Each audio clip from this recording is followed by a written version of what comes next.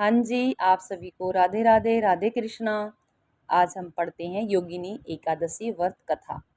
हिंदू धर्म में एकादशी व्रत का विशेष धार्मिक महत्व माना जाता है। साल भर में 24 एकादशी आती है, जबकि आषाढ़ कृष्ण पक्ष की योगिनी एकादशी का व्रत रखने से पापों से मुक्ति, सुख समृद्धि और मोक्ष की प्राप्ति होने की मान्यता है। अब हम पढ़ते हैं योगिनी एकादशी व्रत कथा। पुरानी कथा के अनुसार एक बार धर्मराज युधिष्ठिर ने भगवान श्री कृष्ण जी से कहा, हे त्रिलोकीनाथ, मैंने ज्येष्ठ माह के शुक्ल पक्ष की निर्जला एकादशी कथा सुनी है। अब आप कृपा करके आषाढ़ माह के कृष्ण पक्ष की एकादशी कथा सुनाइए। इस एकादशी का नाम और इसका क्या महत्व है, आप हमें इसके बारे में बताइए। श्री कृष्ण ने कहा, हे पांडव पुत्र, आषाढ़ माह के कृष्ण पक्ष की एकादशी का नाम योगिनी एकादशी है।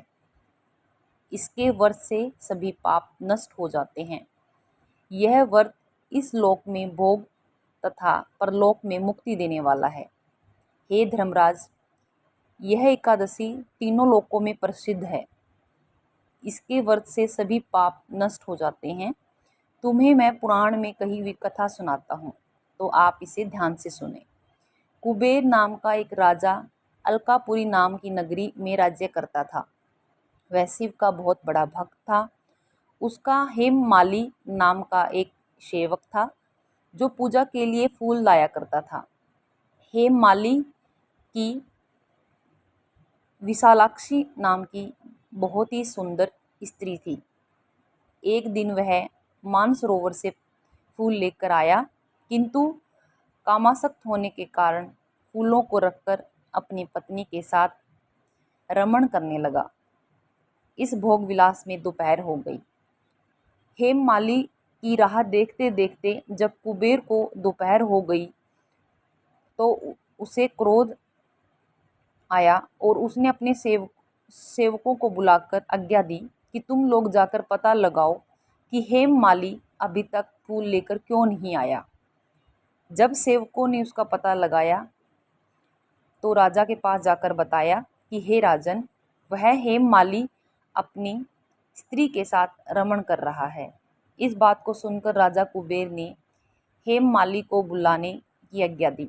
डर से कांपते हुए हेममाली राजा के सामने उपस्थित हुआ।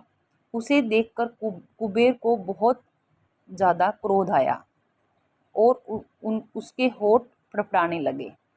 राजा ने कहा, अरे अधम, तूने मेरे परम पूजनीय देवों के देव भगवान शिव जी का अपमान किया है।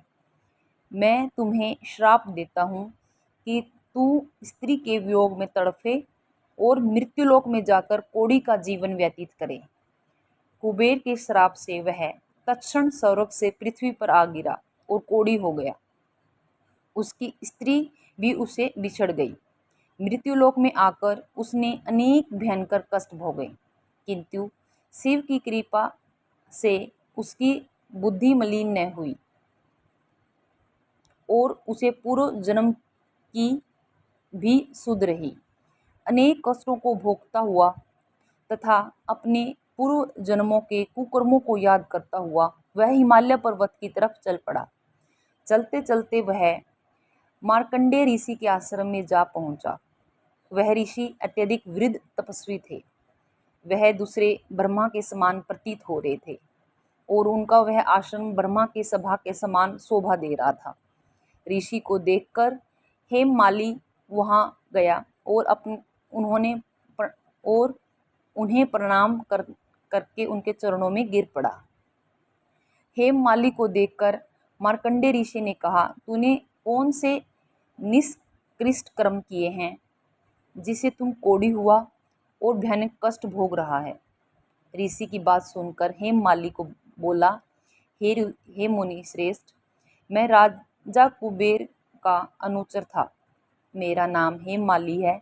मैं प्रतिदिन मानसरोवर से फूल लाकर शिव पूजा के समय कुबेर को दिया करता था। एक दिन पत्नी रमन के सुख में फंस जाने के कारण मुझे समय का ज्ञान ही नहीं रहा और दोपहर तक फूल न पहुंचा सका। जब उन्होंने मुझे श्राप दिया कि तू अपनी स्त्री के वियोग और मृत्युलोक में जाकर कोढ़ी बनकर दुख भोग। इस कारण मैं कोढ़ी हो गया और पृथ्वी पर आकर भयंकर कष्ट भोग रहा हूँ। अतः कृपा करके आप कोई ऐसा उपाय बताएं जिससे मेरी मुक्ति हो। मार्कंडे ऋषि ने कहा, हे हेममाली, तूने मेरे सम्मुख सत्य वचन कहे हैं, इसलिए मैं तेरे उद्धार के लिए एक व्रत बताता हूँ। यदि तू शाढ़ माह के कृष्ण पक्ष की योगिनी नामक एकादशी का विधान पूर्वक व्रत करेगा तो तेरे सभी पाप नष्ट हो जाएंगे। महर्षि के वचन सुन हेममाली अत्यधिक प्रसन्न हुआ और उनके वचनों के अनुसार योगिनी एकादशी का विधान पूर्वक व्रत करने लगा। इस व्रत के प्रभाव से अपने पुराने स्वरूप में आ गया और अपनी स्त्री के साथ सुखपूर्वक रहने लगा। भगवान श्री कृष्ण ने कहा, हे राजन, यह योगिनी एकादशी की कथा का फल 88,000 ब्राह्मणों को भोजन कराने के बराबर है। इसके व्रत से सभी पाप नष्ट हो जाते हैं और अंत में मोक्ष प्राप्त करके प्राणी स्वर्ग का अधिकारी बन जाता है। और ये कथा यहीं पर समाप्त होती है। आप सभी को राधे कृष्णा, हरि ओम नारायण।